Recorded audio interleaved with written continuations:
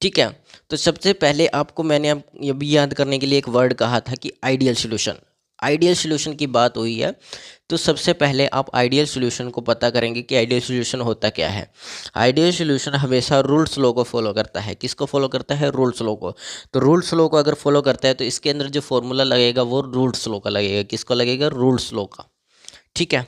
किसको फॉलो कर कौन सा सॉल्यूशन है? Ideal solution. तो फॉलो किसको करेगा? रूल्स लॉ को करेगा। किसको करेगा? रूल्स लॉ को फॉलो करेगा।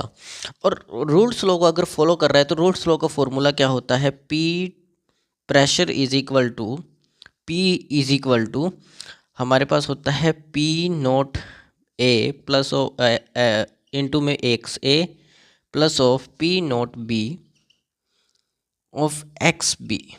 ये होता है। ठीक है, ये फॉर्मूला आपका होता है। क्या होता है? ये फॉर्मूला होता है आपका रूल्स लॉ का। ठीक है। तो रूल्स लॉ का फॉर्मूला आपको दो कंडीशंस दी गई हैं। अब दो कंडीशंस हैं, इसमें कौन कौन सी कंडीशन? पहली कंडीशन में आपके पास एक 3 मोल है और एक 1 मोल है पहले विलियन में। अब उसी विलियन के अंदर इसने दोबारा से 1 मोल मिला दिया, ये दूसरी कंडीशन होगी। ठीक है। कौन सी कंडीशन होगी? दूसरी कंडीशन। लेकिन हमें पहली कंडीशन पर बात करनी है और हमें पी बी नोट का पी बी का क्या निकालना है? वाष्प दाब निकालना है। ठीक है। तो सबसे पहले हम करेंगे पहली कंडीशन पर काम। तो फर्स्ट कंडीशन पर काम करेंगे, पहली। ठीक है, पहले पर काम करेंगे। पहले में हमें क्या दिया गया है? ए हमें दिया गया है, ए हमें दे रखा है 3 मोल और बी बी हमें दिया है 1 मोल। इतना ही है। ठीक है, ये कितने हैं? 3 मोल और ये 1 मोल है।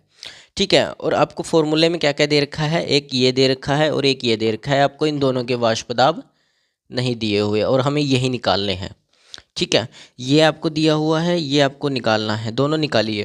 पहले एक्स ए निकालिए, एक्स बी निकालिए इनसे। तो टोटल कितने हो गए?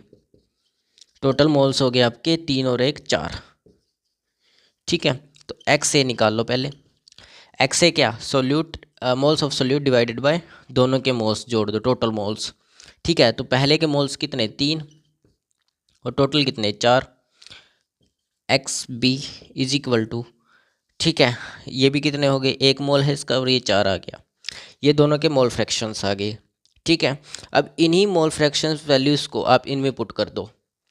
ठीक है। P इज इक्वल टू, ठीक है, P is equal to P note A आपको गिवन नहीं है तो उसके इनटू में है 3/4 यानी कि एक्स ए प्लस ऑफ, इधर आएगा P नोट